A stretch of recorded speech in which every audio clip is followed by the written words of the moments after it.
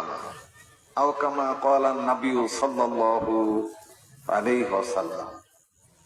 আলহামদুলিল্লাহি রাব্বিল আলামিন। সকল প্রশংসা একমাত্র আল্লাহর জন্য। অগণিত দরুদ ও সালাম বর্ষিত হোক আমাদের নবী জনাবে হযরত মুহাম্মাদুর রাসূলুল্লাহ সাল্লাল্লাহু আলাইহি ওয়াসাল্লাম। হামদনাতের পর মুআজ্জাজ মুকাররম জালসায়ে সদর দিগার উলামায়ে কেরাম ফজালায়ে ইজাম সমাজ জামাত পরিশেষে জবনিকার অন্তরালে একনিষ্ঠ চিত্তে শ্রবণরতা অবলা সরলা আমার মা ও ভগ্নীগণ, বাগ মাগরিব হতে এই দীর্ঘক্ষণ ধরে আমার পূর্ববর্তী আলোচকদের কাছে জ্ঞানগর্ভ আলোচনা শুনছিলেন। বিশেষ করে আজকের যিনি পরিচালক, তার কথাগুলি এতই আন্তরিকতার সাথে বলছিলেন, হৃদয় ছুঁয়ে যাওয়ার। সময় স্বল্পতার কারণে বলা হয়নি। আল্লাহ রাব্বুল আলামিন তিনি যেহেতু সুস্থ আছেন, তাকে শেফায়ে কামেলা দান করুন, বলুন আমিন। সম্মানিত শ্রোতা মণ্ডলী, কথা খুব বেশি না বাড়িয়ে, আমি আর এখন কিন্তু তুফানি নাই, আমাকে অনেকেই তুফানি বলে। আমার মনে হয় দীর্ঘদিন পূর্বে এই এলাকাতে সম্ভবত এখানে এসেছিলাম, ভুলও হতে পারে। তখন ছিলাম কাঁচা আর এখন পাকা। তখন ছিল কালো আর এখন সব ধলা, তাই তো?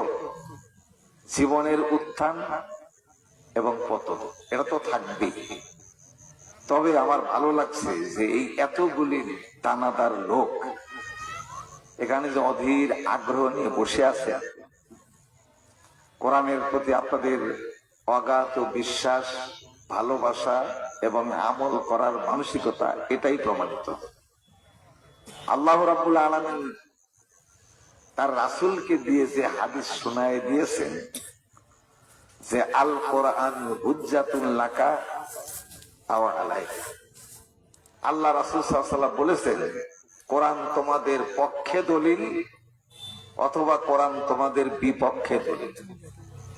কোরআন যদি পক্ষে দলিল হয়, তাহলে ওই ব্যক্তির জন্য ইহকালীন এবং পরকালীন জীবনের কোনো অকল্যাণ থাকার সম্ভাবনা নাই। আর কোরআন যদি বিপক্ষে দাঁড়ায়, তাহলে পৃথিবীর যত বড় বড় জ্ঞানী গুণী ওলি আউলিয়া দরবেশ গওস কুতুব সবাই যদি তার পক্ষ নেয়, আর কোরআন যদি বিপক্ষে দাঁড়ায়, কারটা গৃহীত হবে? কারটা গৃহীত হবে? এত আস্তে বললে হয়? এত বড় বড় বুজুর্গ, বড় বড় আলেম ওলামা তার পক্ষে আল্লাহর দরবারে যদি সুপারিশ করেন, আর কোরআন যদি বিপক্ষে দাঁড়ায়, তাহলে গৃহীত হবে কোনটা? জবান খুলে কথা বলতে হবে, কোনটা? এটা আমরা বিশ্বাস করি তো। আপনাদের এলাকায় এই যে জমি যারা আবাদ করে, জমির তো দলিল থাকে নাকি? দলিল নাই, সেই জমি কি ভোগ দখল করা যাবে? ওটা কি বৈধ হবে? কেন? আমার যে জোর আছে, আমার যে শক্তি আছে, আমার যে পাওয়ার আছে, পাওয়ার তো চিরদিন থাকে না, ক্ষমতা তো চিরদিন থাকে না। ক্ষমতা যাওয়ার পরেই ওই মালিকানা ধরে রাখা যাবে না। কথা ঠিক আছে তো?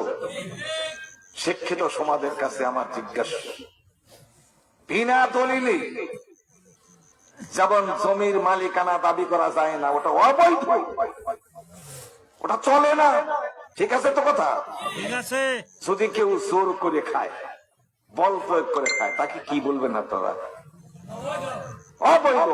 অবৈধ তো হলো আমাদের এলাকায়, কিন্তু অন্যরকম ভাষা বলে, ওটা ওটাই বলবো, এটা অবৈধ। আচ্ছা, অবৈধই খাই, তাহলে যেই কোরআনটা হলো আমার দলিল, আমার পক্ষে দলিল, আমার বিপক্ষে দলিল, সেই দলিল আমি পড়াই জানি না।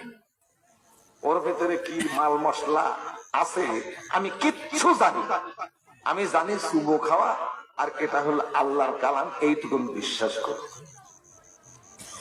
জমির দলিল নাই, ওই জমির মালিকানা দাবি করার জন্য অবৈধ। আমি কোরআনের পক্ষের লোক, কোরআন আমার জীবন বিধান দানকারী, আমাকে জান্নাতে নেওয়ার ব্যবস্থা সেই কোরআন করে দিবে। সেই কোরআন যদি আমি পড়া না জানি, আমার অন্তরে যদি কোরআনের আয়াত না থাকে, ইলম না থাকে, তাহলে মুসলিম দাবি করা কি রাগ করলেন? ঠিক হবে না ঠিক? আরে জবান খুলে কথা বলেন, ঠিক না ঠিক? তাহলে এবার যদি জিজ্ঞেস করি যে আমরা কতজন কোরআন পড়া জানি, আমি হাত তুলতে বলবো, সাথে দেখায় দেখাবে। কোরআন আমার আল্লাহর তরফ থেকে পাওয়া মহাগ্রন্থ, সেই কোরআন আমার ধর্মগ্রন্থ। সেই কোরআন মোতাবেক আমার জীবন চলবে, আমি সেইটাই পড়া জানি না, পড়ার ব্যবস্থাও করি নাই। যারা ব্যবস্থা করে তাদেরকেও মানতে পারি না। তাহলে আমি কি কোরআনের পক্ষের লোক? কথা বলেন, আমি কি কোরআনের পক্ষের লোক?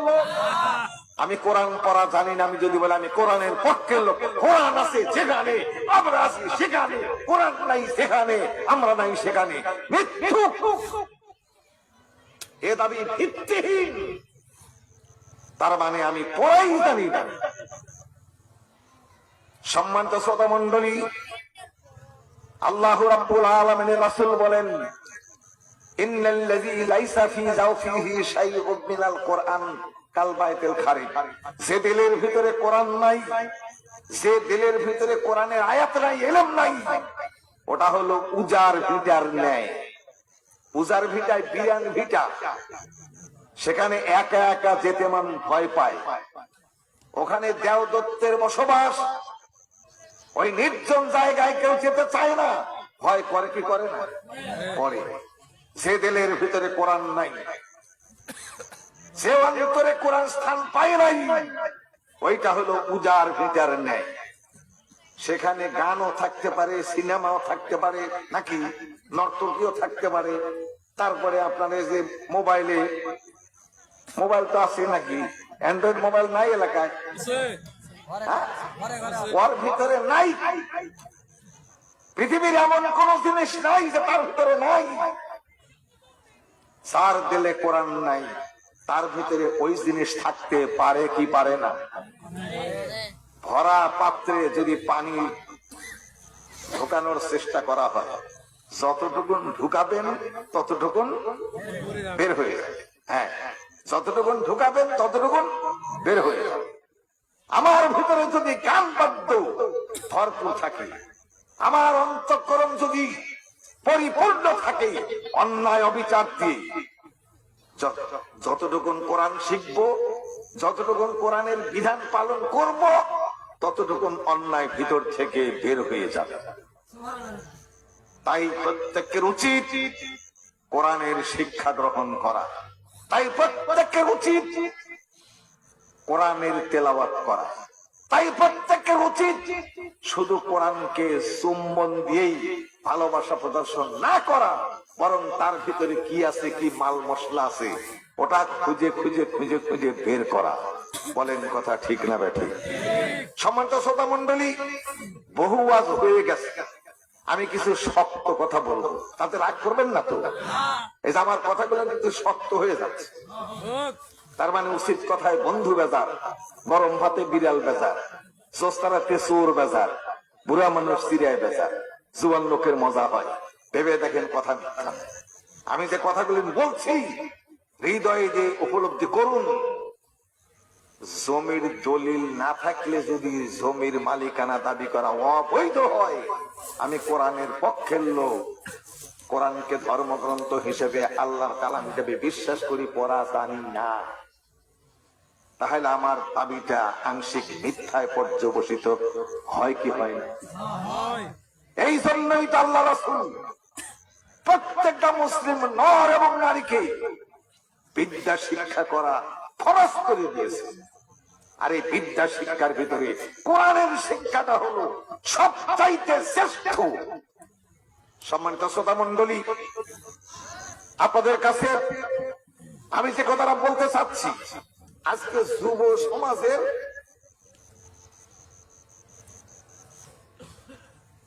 যুব সমাজ গেল তো নাকি দাসরা শিয়ালপাড়া যুব সমাজের উজ্জ্বল, ঠিক আছে তো? যুব সমাজ, যুবক কয় বছর? আর 10 বছরে তো যুবক হয় না, না? কখন পাকিয়ে গেলে 40 নাকি? কথা বলে একটু ঠিকঠাক বলেন। আমরা তাকে যুবক বুঝি, পাকিয়ে গেছে, ঝুনো হয়ে গেছে, 40 পার। তাও মায়ের কাছে সে যুবক হয়নি। গেদা গেদা কাজটা করিস, গেদা গেদাই থাকে নাকি? আর আল্লাহ রাসূল সাল্লাল্লাহু আলাইহি ওয়াসাল্লাম বলেছেন কয় বছর বয়সে নামাজের আদেশ দিতে হবে? 7। একটু জবান খুলে বলেন, কয় বছর? 7 বছর। ওয়াসরিবুহুম, লাগাও, কুতাও, সাইজ করো। কয় বছরে? 10 বছর। আর এই 10 বছরে যদি না পড়ে তাহলে একটা মোবাইল কিনে দিতাম। কথা শোনে না যে? তাই তো করি, তাই করি না? ছেলে একটা, হ্যাঁ, সবার হাতে মোবাইল আছে, এই আছে, ওই আছে, আমাকে না কিনে দিলে হবে না। বাধ্য হয়ে অভিভাবক নিরুপায় হয়ে মোবাইল কিনে দিয়েছে, না দেয় না? এরা যুবক হয়, আমাদের দেশে যুবক হয় পাইকিয়ে শেষ হয়েছে। অথচ ওরা 8-10 বছরই সব বোঝে। বোঝে কি বোঝে না? যত প্রেম বলেন, ভালোবাসা বলেন, চিঠিপত্র যা বলেন, সব কিন্তু এই 8, 10, 12, 15 এর ভিতরেই এখন শুরু হয়েছে। আপনাদের এলাকায় কি হয়েছে আমার জানা নেই। সম্মানিত শ্রোতা মণ্ডলী, আল্লাহ রাসূলের আগমন এমনি এমনি হয় নাই। গোটা পৃথিবী ছিল অশান্ত, এমন কোন অন্যায় নাই যে সমাজে তা চালু ছিল না। জোরজার মুল্লুকতার, এই ছিল সেই যুগের আসল মন্তব্য, আসল কার্যকলাপ। আল্লাহ রাসূলকে আল্লাহ পাঠালেন, ইন্নাকা লাআলা খুলুকিন আযীম। হে নবী, আমি আপনাকে মহান চরিত্র দিয়ে সৃষ্টি করেছি। জোরে বলুন সুবহানাল্লাহ। আল্লাহ রাসূলের বয়স তখন 10-11 বছর। হিলফুল ফুজুল শোনেন না আপনার? হিলফুল ফুজুল ফজলদের সংগঠন। তার মানে সমাজে অন্যায় করবে না, অন্যায় হতে দেবেও না, ভালো করবে, ভালো হবে। মূল কথা যেগুলো, হিলফুল ফুজুলের একটা সংগঠন করবে। ও যুবক ভাইয়ারা, তোমরা কি সেই সংগঠনের অনুকূলে তোমাদের হাতের মোবাইলকে বন্ধ করেছো? তোমাদের চরিত্রের দাগ আছে, সে দাগগুলি কি মুছে ফেলতে চেষ্টা করেছো? শুধু বছরে একটা দিন ইসলামী জালসা করেই যুব সমাজ ভালো হবে এমন নিশ্চয়তা দেওয়া যায় না। ভালো তখনই হবে নিজে ভালো হব, অন্যকে ভালো করব। অন্যায় করব না, অন্যায় করতে দিব না। এই যদি তোমাদের মানসিকতা হয়, তাহলে এই যুব সমাজের এই ইসলামী অধিবেশন করা ঠিক আছে। আর যদি এটা সাময়িক ব্যাপার, মানে 2-1 দিনের জন্য এটা যদি হয়, তাহলে এটা একটা খেল তামাশায় রূপান্তরিত হবে। সম্মানিত শ্রোতা মণ্ডলী, আল্লাহ রাসূল সাল্লাল্লাহু আলাইহি ওয়াসাল্লাম যখন দেখলেন সমাজে অনাচার, অবিচার, অন্যায়, খুন খারাপি, আর একা একা সমাজ ভালো করা যায় না, তাই আল্লাহ রাসূল হিলফুল ফুজুল সংগঠন করলেন সমাজকে ভালো করার জন্য। তাহলে একা যে সমাজ ভালো করা যায় না, আল্লাহ রাসূল সাল্লাল্লাহু আলাইহি ওয়াসাল্লাম তখনও নবুয়তি পান না। তার এই কর্মকাণ্ডের দ্বারা প্রমাণিত হয়। আর পরবর্তীতে আল্লাহ তাই তো বলেছেন, ওয়ালতাকুম মিনকুম উম্মাতুন ইয়াদউনা ইলাল খায়র, তোমাদের ভিতরে একটা দল হওয়া উচিত যারা মানুষকে ভালো কাজের আহ্বান করে। আপনাদের কি কষ্ট হচ্ছে? খুব কথা কি বুঝতে অসুবিধা হচ্ছে? বলবো কি? তাহলে দুই একজন ওঠা বসা করলে আমার কিন্তু মাথা বিগড়ে যায়। যদি কাজায় হাজতের জন্য হয় সেটা ভিন্ন কথা, 1 নাম্বার 2 নাম্বার জন্য হয় ভিন্ন কথা।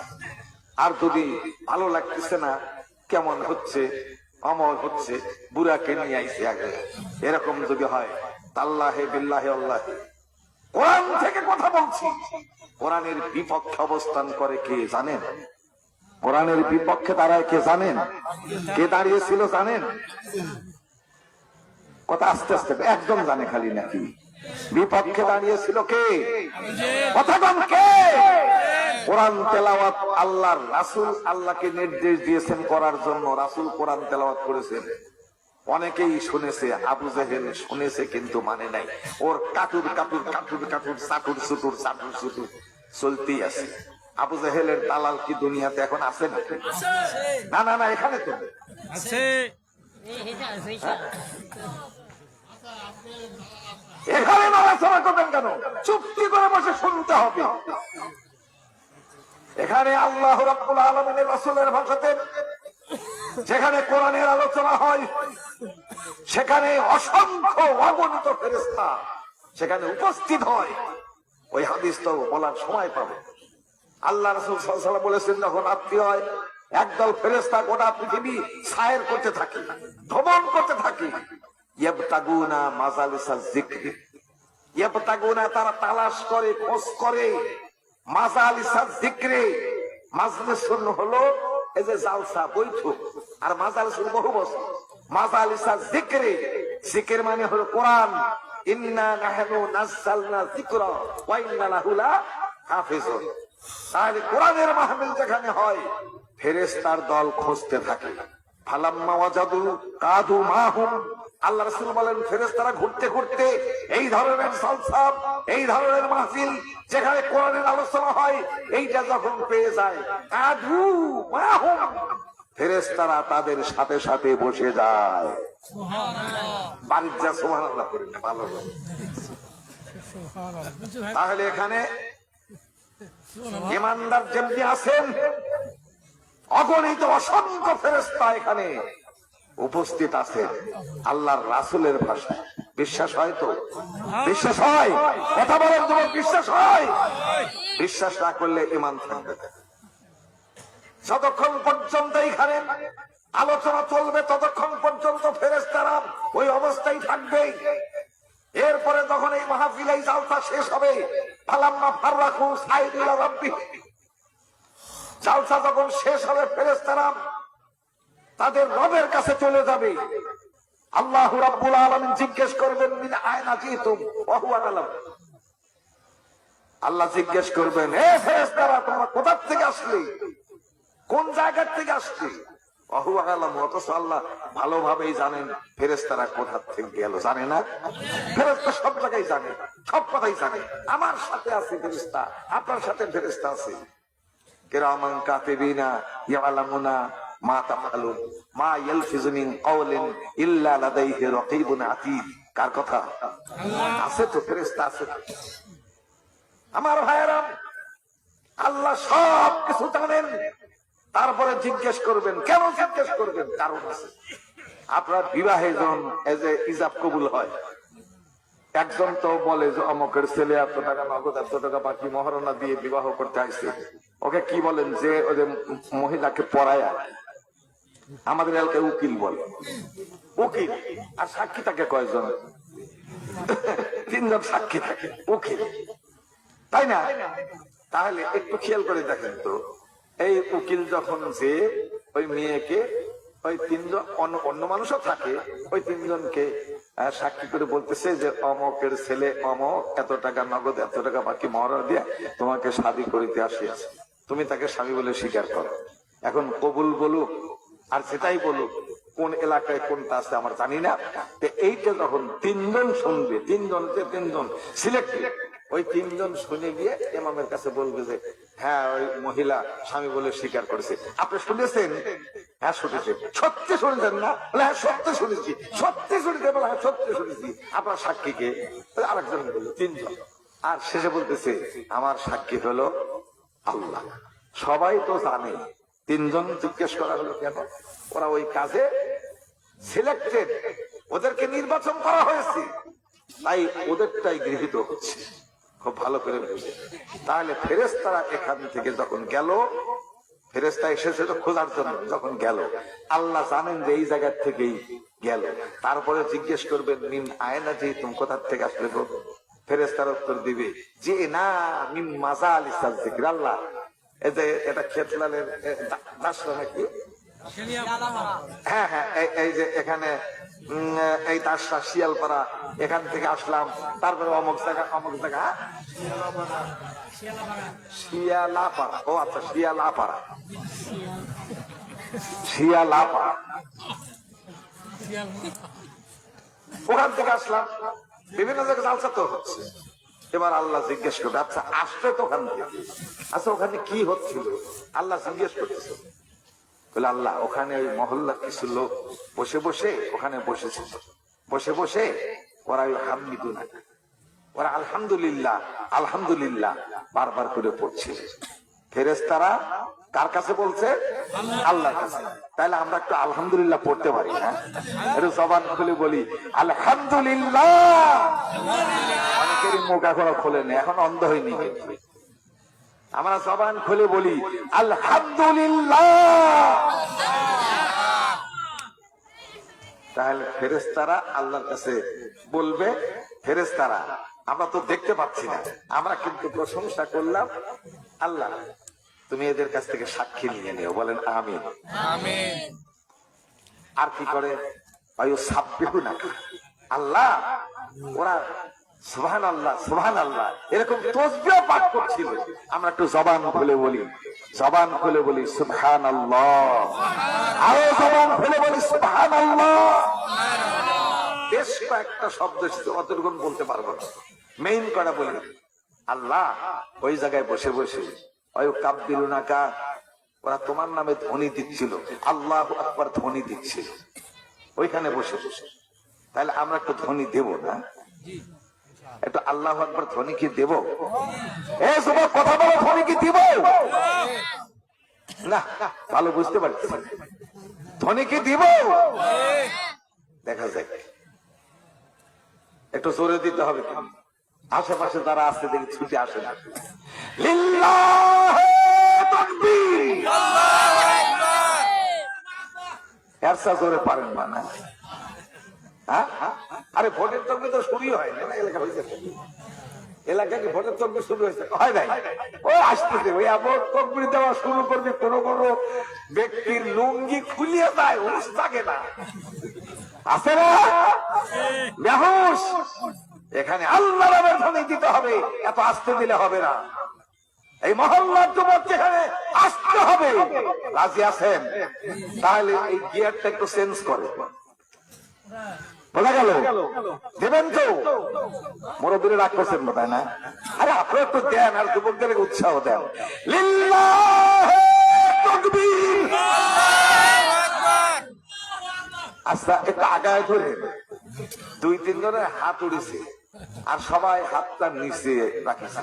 আচ্ছা হাত যিনি ছাকায় দিচ্ছেন উনি জোরে দিচ্ছেন না হাত যেভাবে নিচে করে দিচ্ছে উঠে জোরে?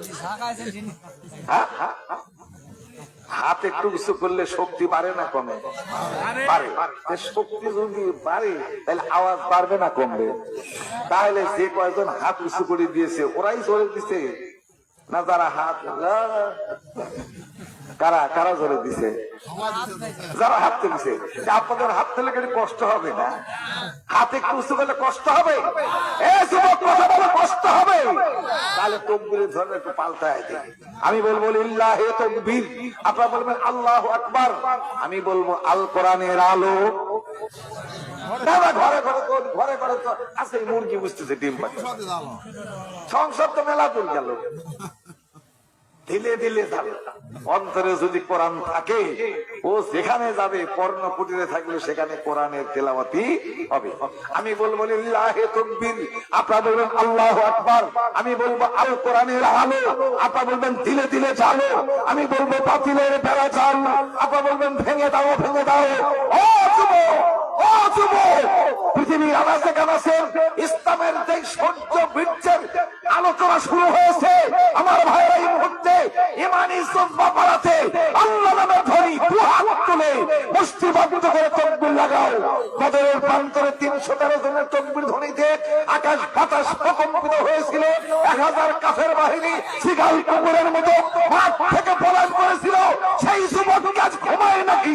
বাংলাদেশের যুবকদের আহ্বান, হাত তুলে তাকবীর লাগাও। লিল্লাহি তাকবীর।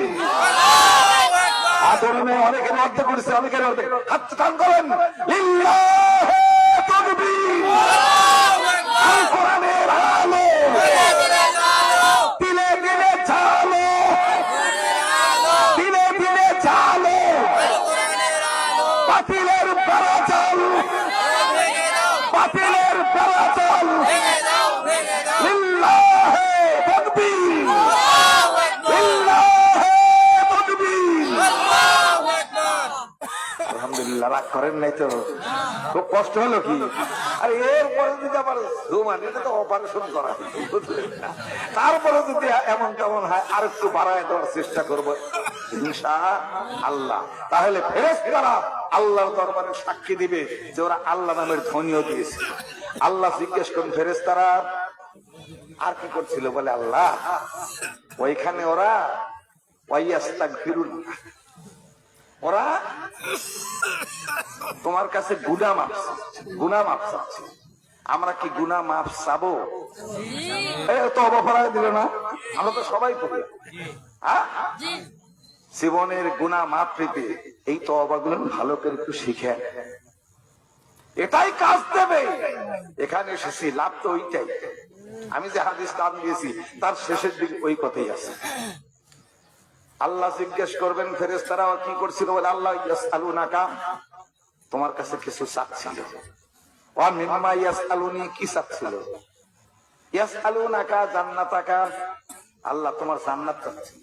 হালারাউ জান্নাতি, ওরা কি আমার জান্নাত দেখেছে? আমরা কি জান্নাত দেখেছি? কেউ তো দেখি নাই। ক্বালু লা আয়রাত, না কোনদিন জান্নাত দেখি নাই। যদি জান্নাত দেখতাম তাহলে তারা কি করতো? বলে আল্লাহ জান্নাত তোমার জন্য আরো বেশি বেশি করে তোমার কাছে জান্নাত পাবার আশা করতো। আর কি চাচ্ছিল? ওয়াইয়াস্তাজিরুনাকা, তোমার কাছে পরিত্রাণ চাচ্ছিল, বাঁচতে চাচ্ছিল। ওয়া মিম্মা ইয়াস্তাজিরুনি, কিসের থেকে বাঁচতে চাচ্ছিল?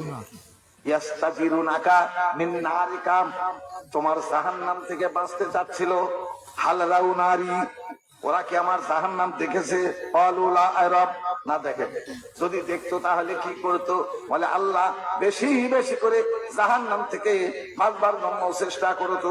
আল্লাহ রাব্বুল আলামিন বললেন ফেরেশতারা বলো বলো, সর্বশেষ কথা তাদের কি ছিল? বলে আল্লাহ ওয়াইয়াস্তাগফিরুনাকা, ওরা জীবনের গুনাহ মাফ চায়। আল্লাহ রাব্বুল আলামিন রাসূল বলেছেন। এইবার আল্লাহ বলেন ফেরেশতারা শুনে নাও, যেই সমস্ত ব্যক্তিরা মহল্লা ছেড়ে দিয়ে, বাড়ি ঘর ছেড়ে দিয়ে, সম্পদের মায়াকে ছেড়ে দিয়ে, স্ত্রী বাল বাচ্চার মায়াকে ছেড়ে দিয়ে কোরআনের মায়া ওখানে বসেছিল, কোরআনের ভালোবাসার কারণে ওখানে বসেছিল, ওরা আল্লাহর নামের তাসবিহ গায়, ওরা আল্লাহু আকবার বলে, ওরা জান্নাত থেকে, ওরা জান্নাত চায়, জাহান্নাম থেকে বাঁচতে চায়। এত কিছু বলার পরে পরিতৃপ্তি লাভ করে নাই, ওরা জীবনের গুনাহ মাফ চায়। ফেরেশতারা শুনে রাখো, এতগুলি গুণের কারণে, এতগুলি গুণের কারণে আমি আল্লাহ দয়া পরবশ হয়ে ওদের জীবনের পূর্বের সব সগীরা গুনাহগুলি মাফ করে দিলাম। লিল্লাহি তাকবীর, লিল্লাহি তাকবীর। এবার আল্লাহর কাছে প্রশ্ন করবেন, যে আল্লাহ, তারা তো যে জালসা এসেছিল ভালোবেসে এসেছিল, কিন্তু এক বেচারা জালসা শোনার উদ্দেশ্যে আসে নাই। ওই যে রাস্তা দিয়ে হেঁটে যাচ্ছিল, যাবার সময় দেখলো জালসা হচ্ছে, ওখানে বসে গেল। আর যতক্ষণ জালসা চলছিল চুপ করে বসেই আছে, নড়াচড়া করে নাই। যারা এখানে শুনতে এসেছিল এদের অসুবিধাও সৃষ্টি করে নাই। আল্লাহ তার কি হবে, যতক্ষণ মাহফিল চলেছে ততক্ষণ বসেই ছিল। আল্লাহ রাব্বুল আলামিনের ফেরেশতারে যে সমস্ত ব্যক্তিরা শুনতে এসেছিল তাদের শোনার ব্যাপারে কোনো ডিস্টার্ব করে নাই। ও শুনতে বের হয় নাই, কিন্তু এদের মর্যাদা রক্ষার জন্য চুপটি করে বসেছিল। ইচ্ছা করলে হই হুল্লোড় করতে পারত। আর সারাক্ষণ যেহেতু বসেই ছিল, এটাও এদেরকে সম্মান করার কারণেই বসেছিল, এটাও সহযোগিতা করা। এই কারণে আমি আল্লাহ দয়া করে এই হাজার হাজার মুসল্লির সাথে ওর জীবনের সগীরা গুনাহগুলিও মাফ করে দিলাম। মুসলিম শরীফের হাদিস। আমার ভাইয়েরা, তাহলে এখানে আসলে লাভ না ক্ষতি? জবান খুলে কথা বলেন, লাভ না ক্ষতি? আমার ভাইয়েরা, ইসলামী জালসায় লোক আসে না, কারণটা কি এগুলেন জানে না। ইসলামী জালসায় লোক আসে না, কারণটা কি? ওখানে গেলে কোরআনের কথা বলে, ওখানে গেলে নামাজের কথা বলে, ওখানে এইটা বলে ওইটা বলে। এই জন্য কিন্তু অনেকেই আসে না। কথা ঠিক না? আল্লাহ রাসূল সাল্লাল্লাহু আলাইহি ওয়াসাল্লাম হিলফুল ফুজুল সংগঠন করলেন, মানুষের কাছে ভালো কথা ওয়াজ করা শুরু করলেন। মানুষ শোনে বোঝে কিন্তু মানে না। আমার যেরকম একটু পরে বলতেছি, আমরা শুনি জানি সব কিছু করি কিন্তু মানি না, এরকম লোক সমাজে আছে না? সবার খুলে কথা বলে আছে না? এসব বলে ওদের সংখ্যা কম না বেশি? জানে শোনে বোঝে কিন্তু মানে না। আমি আসতেছি। আল্লাহ রাসূল সাল্লাল্লাহু আলাইহি ওয়াসাল্লাম দেখলেন কে বোঝে, উপলব্ধি করে কিন্তু মানে না। কারণটা কি? এটা তো কারণ থাকতে পারে। জালসার লোক কম হয় গেলে বক্তা ভালো না, জালসার লোক খাবির দেয় না, জালসার লোক এটা হয়েছে একটা দোষ ধরে না। জমিনে ফসল ভালো হলো না, কি জন্য? বীজ খারাপ, সার দেয় নাই, পানি সেচন ঠিক মতো করা নেই, একটা দোষ আছে তো। আল্লাহ রাসূল সাল্লাল্লাহু আলাইহি ওয়াসাল্লাম চিন্তা করলেন যে মানুষ ভালো বোঝে, মানুষ শোনেও কিন্তু মানে না, কারণটা কি? তফসিরে বিভিন্ন তফসিরের সার সংক্ষেপ যেটা বলতেছি সেটা হলো, উনি দেখলেন যে এই না মানার পিছনে, জানে বোঝে মানে না, এর পিছনে কারণ হলো যে বাড়ির মালিক খারাপ। বাড়ির মালিক খারাপ। ছেলে যদি কাজ না করে, শাসন করে কে? ছেলে কাজ করতেছে না, শাসন কে করে? বাপে করে। বাজার করতে বলেছে করে নাই, শাসন কে করে? ভাত বন্ধ করে কে?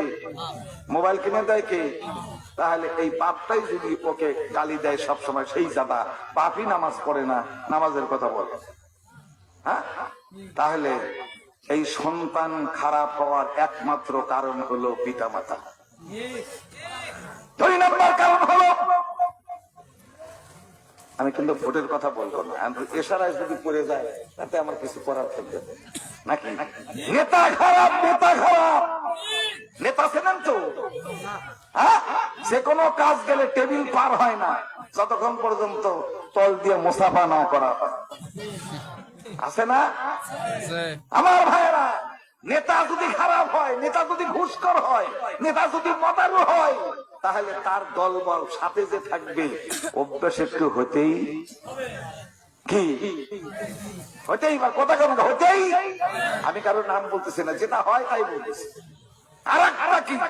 অর্থের প্রাচুর্যতা, অর্থ বেশি হয়ে গেছে, তার কারণে দন্ডিয়া পাপকে পাপ মনে করে না, অন্যায়কে অন্যায় মনে করে না, অর্থ দিয়ে সেই অন্যায়কে সে ন্যায় করে নেয়। সমাজে আছে না? মিথ্যা মামলা সমাজে আছে না? নাই? আছে, বাস্তবতায় আসে। আর একটা কি? আর একটা হলো এলাকার গণ্যমান্য ব্যক্তি, যাদের ইশারায় সমাজ চলে, এরা নতুন নতুন আইন তৈরি করে সাধারণ পাবলিকের উপর জুলুম করে। ওই জুলুম থেকে সে বের হতে পারে না। যদি সেখান থেকে বের হওয়ার চেষ্টা করে, অকথ্য নির্যাতন চালায় এবং হত্যা পর্যন্ত করতে দ্বিধাবোধ করে না। আমার ভাইয়েরা, এই নানাবিধ কারণে আল্লাহ রাসূল হিলফুল ফুজুল সংগঠন ছেড়ে দিলেন। কি করবেন? অনেক কথা তিনি চিন্তা ভাবনা করলেন, এমন একটা পদ্ধতি অ্যাপ্লাই করা দরকার যেই কথাগুলি মানুষ শুনবে, বুঝবে, মানবে, সব কিছু বাদ দিয়ে লোকালয় ছেড়ে তিনি গেলেন হীরা গুহাতে, নির্জন এলাকায়। যারা হাজী সাহেবরা হজ করতে গেছেন, ওই পাহাড়ে আরোহণ করা কাজটা কঠিন না সহজ? শুধু কঠিন না সুকঠিন। আজ থেকে ১৫০০ বছর পূর্বে আল্লাহ রাসূল কিভাবে উঠলেন? কোনো তো সঙ্গে ছিল না, আর সেখানে থাক করাও ছিল না। ধীরে ধীরে ধীরে ধীরে ওই জায়গাটা বেছে নিলেন। সেটা এমন একটা জায়গা, সেই জায়গা থেকে কাবার ঘর পর্যন্ত দেখা যায়, মক্কা শহর দেখা যায়। আল্লাহ রাসূল সেই জায়গায় গেলেন, সংক্ষেপ করে বলি, সেই জায়গায় গেলেন, ধ্যানে মগ্ন হলেন। আর খাদিজাতুল কুবরা রাদিয়াল্লাহু তাআলা আনহা যোগান দিতেন, যেমন স্ত্রী তেমন স্বামী, যেমন স্বামী তেমন স্ত্রী। তাতে বোঝা গেল যদি জোড়া ঠিক মতো না হয় তাহলে কিন্তু উন্নতি আশা করা যায় না। এখন সরকার মতো আপনাদের এলাকার মায়েরা কি আমি জানি না, এ স্বামীক সাইজ করতে, আরে মানুষে তোর হাতে বলে আমার কোনো শান্তি হলো না, এটা দিসটা ওটা দিসটা ওটা দিসটা। এলাকার মায়েরা বোধহয় কয়টা নাকি? ওরে বাবা, এই ওসি সাহেব ঠিক করতে লেলে খুব দেখায় না। আর তেমনি আমরাও শুরু করেছি, একেবারে পারি মানে মাথার থেকে পা পর্যন্ত বাইরে গালি তো যত প্রকার আছে, এই জাতি সেই জাতি অমুক জাতি তো দেখে ছেড়ে দেবো। ও কয় সব বনে পেটে তুই কত মারবো, দেখে তোকে দেখে ছেড়ে দেবো। আছে না নাই? আমার ভাইয়েরা, আল্লাহ রাসূল সেই জায়গায় গেলেন, তিনি ধ্যানমগ্ন হলেন। কিভাবে সমাজ ভালো করা যায়, কিভাবে অন্যায় বিদূরিত করা যায়, সমাজে পাপাচার থাকবে না, মানুষ ক্ষতি করবে না, একে অপরের অন্যায় করবে না। আল্লাহ রাসূল ধ্যানমগ্ন ছিলেন, দীর্ঘদিন ধ্যানমগ্ন ছিলেন। হঠাৎ করে বিরাট এক দেহের অধিকারী, সাদা পাগড়িওয়ালা, সাদা পোশাকওয়ালা এক ব্যক্তি গর্তের ভিতরে হাজির। রাসূল ভয় করবেন কি করবেন না? কে কোত্থেকে আসলো, চেনা নাই জানা নাই, কারণটা কে, কে সে পরিচয় কি কিছু জানে না। রাসূল ভয়ে কাঁপে, রাসূল থরথর করে কাঁপতেছে। কে? আমার শত্রু না মিত্র? সে কে? আমার হিতাকাঙ্ক্ষী না আমার দুশমন? জানা নাই। একবারে রাসূলের কাছে গিয়ে এবার ওই ব্যক্তি আগন্তুক বলছেন, ইকরা বিসমি রাব্বিকাল্লাযী খলাক, পড়ুন আপনার সৃষ্টিকর্তা রবের নামে পড়ুন। আল্লাহ রাসূল এবার বললেন, ভয়ে ভয়ে বলেন, মা আনা বেকারি, আমি পড়তে জানি। আল্লাহ রাসূলকে চেপে ধরলেন। আল্লাহ রাসূল সাল্লাল্লাহু আলাইহি ওয়াসাল্লাম বলেন, আমি অত্যন্ত কষ্ট অনুভব করলাম। সুম্মা আরসালানি, এরপর দূরে ঠেলে দিলেন। আবার বললেন, ইকরা বিসমি রাব্বিকাল্লাযী খালাক, পড়ুন আপনার রবের নামে, যিনি আপনাকে সৃষ্টি করেছেন। আল্লাহ রাসূল বলেন, মা আনা বেকারি, আমি পড়া জানি না। আবার আল্লাহ রাসূলকে চেপে ধরলেন, এমনি করে করে 3 বার চেপে ধরলেন। 3 বার চাপন দেওয়ার পরে এইবার যখন বললেন, ইকরা বিসমি রাব্বিকাল্লাযী খালাক, খালাকাল ইনসানা মিন আলাক, ইকরা ওয়া রাব্বুকাল আকরাম আল্লাযী আল্লামা বিল কলম আল্লামাল ইনসানা মা লাম ইয়ালাম। সঙ্গে সঙ্গে আল্লাহ রাসূল সূরাতুল আলাকের এই 5টা মুখস্থ করে নিলেন। সূরা বলেন আলহামদুলিল্লাহ। এরপরের ঘটনা আমি আজকে বলতেছি না।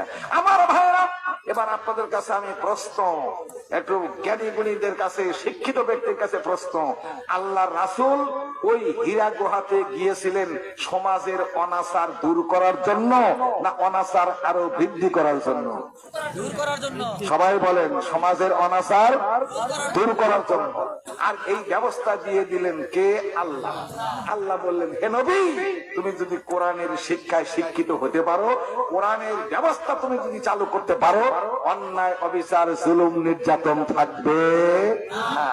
আল্লাহ রাব্বুল আলামিন তাই তো বলেছেন, নবীগণ, কোরআন তোমার কাছে নাযিল করা হলো, আলিফ লাম রা, কিতাবুন আনসালনাহু ইলাইকা লিতুখরিজান নাসা মিনাজ যুলুমাতি ইলান নূর।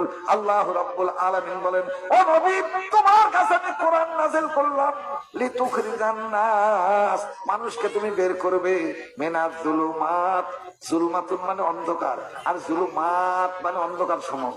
অন্ধকার মানে এই রাত না, অন্ধকার মানে পাপাচার, অন্ধকার মানে যত অনাচার অবিচার খুন খারাপি, এক কথা অশ্লীলতা বেহায়াপনা যা আছে সবকে জুলুমাত বহু বচন ব্যবহার করা হয়েছে।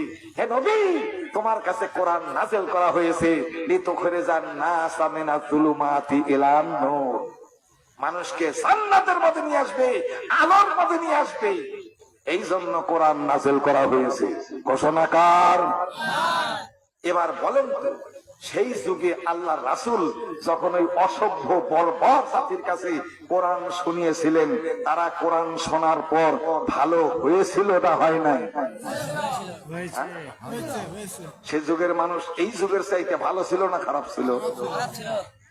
ভালো ছিল, খারাপ ছিল। আর তারা কোরআন শোনার পরে কি হলো? ভালো। এই কথা। তাহলে ওরা কিরকম আর আমরা কিরকম, আমি একে পরীক্ষা করার জন্য আয়াত করেছি। আল্লাহ রাব্বুল আলামিন বললেন, ও নবী, তোমার উপরে কোরআন নাযিল করা হলো। এই কোরআন দিয়ে তুমি মানুষকে পাপাচার থেকে, অন্যায় থেকে, জুলুম থেকে, অত্যাচার থেকে টেনে টেনে বের করবে, বুঝ দিবে, পরামর্শ দিবে, ওয়াজ করবে, বক্তৃতা করবে। ও নবী, একা একা হবে না। আল্লাহ রাব্বুল আলামিন প্রথমে দায়িত্ব দিয়ে দিলেন, তুমি একাই কাজ করো। আল্লাহ রাব্বুল আলামিন বলেন, ইয়া আইয়ুহার রাসূল বাল্লিগ মা উনজিলা ইলাইকা মির রাব্বিক ওয়া ইল্লাম তাফআল ফামা বাল্লাগতা রিসালাতাহু আল্লাহু ইয়াসিমুকা মিনান নাস। আল্লাহ রাব্বুল আলামিন বললেন, ও নবী, তোমার উপরে যে কোরআন নাযিল করা হলো, ওইটা তুমি নিজে নিজে পড়বে তা হবে না, ওইটা মানুষের কাছে পৌঁছাও। বাল্লিগ মা উনজিলা ইলাইকা মির রাব্বিক, তোমার রবের তরফ থেকে যা তুমি পেলে ওইটা মানুষের কাছে পৌঁছাও, মানুষের কাছে পৌঁছাও। ওয়া ইল্লাম তাফআল, যদি এই দায়িত্ব পালন না করো, ফামা বাল্লাগতা রিসালাতাহু, আল্লাহ রাব্বুল আলামিন তোমাকে যেই রিসালাতের দায়িত্ব দিলেন, নবুয়তের দায়িত্ব দিলেন, সেই দায়িত্ব তুমি পালন করলে না। আল্লাহ রাব্বুল আলামিন ঘোষণা করে দিলেন, নবীগণ, যখনই তুমি কোরআনের কথা মানুষের কাছে বলবেন, কোরআনের কথা শোনাবেন, কোরআন শোনার সঙ্গে সঙ্গে মানুষ যখন এটা গ্রহণ করবে, ও নবী, তোমাকে হত্যার চেষ্টা করবে, নানা প্রকার যাতনা দিবে, দেশটাকে বাধ্য করবে, চিন্তার কারণ নাই। আল্লাহু ইয়াসিমুকা মিনান নাস, আল্লাহ রাব্বুল আলামিন বলে দিলেন, যত ষড়যন্ত্র আছে, মানুষের যত কলা কৌশল আছে, সব কৌশল থেকে আল্লাহ রাব্বুল আলামিন তোমাকে হেফাজত করবেন। জোরে বলুন আলহামদুলিল্লাহ। আমার ভাইয়েরা, তাহলে সে যুগের মানুষ কোরআন শোনার পরে ওই পাপ গুলি ছেড়ে দিয়েছিল, ওরা দেয় নাই? তাহলে আজকেও কোরআন আমাদের কাছে আছে না নাই? আছে। তাহলে সে যুগের মানুষ কোরআন শোনার সাথে সাথে ভালো হয়ে গেল।